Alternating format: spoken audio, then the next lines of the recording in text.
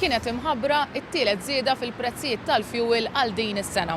Il-prezz tal-petrol żdied b'4 ċenteżmi u bekk issa sar €38 kull litru, filwaqt li l-prezz tad-diesel żdied ukoll b'3 ċenteżmi u issa sar ilaħħaq l-€31 kull litru. Dawn iż-żidiet influwenzaw mhux biss lin-nies li għandhom bżonn il-petrol u d-diesel għall karozzi tagħhom, iżda b'mod speċjali lill-industrija. Mod partikolari biż-żidiet li kien hemm fit-tin fuel oil li huwa dak iż-żejt li jintuża għall-industrija.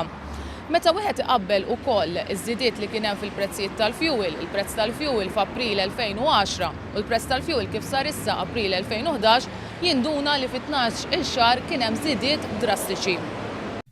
F'temp ta' sena il-petrol ola b'18 ċenteżmu, filwaqt li d-diesel ola b'28 ċenteżmu ukoll fi spazju ta' 12 xahar.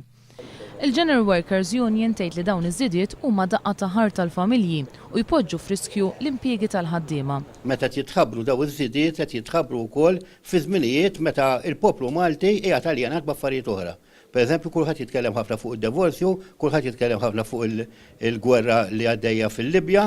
Il-Forum Unions Maltin ukoll ikkundanna dawn iż-żidiet, qalet li qed tistenna tip ta' kumpens sabiex jagħmel tajjeb. Biż-żidiet li daħlu fis-seħħ intlaqat ukoll il-fuel li jintuża mill-industrija li f'sena ogħla b'madwar €200. Li aħna ras imbras iż-żieda waħedha tiswa hotels f'tin fuel oil biss €18,500 fis-sena. Il-President tal-MHRA jgħid li jekk wieħed jgħod iż-żidiet fil-petrol u d-diesel apparti dak tat-tin fuel oil, kullu kanda ser ikollha żżid in-nefqa b'20,000 fis-sena. Dan apparti żidiet fil-kontijiet tad-dawl u l-ilma u l-VAT fuq l-akkomodazzjoni li ġiet introdotta fl-aħħar budget. George Mikallef jgħid li dawn iż-żidiet ser iwasslu biex numru ta' lukandi ikollhom jalqu matul ix-xhur tax-xitwa.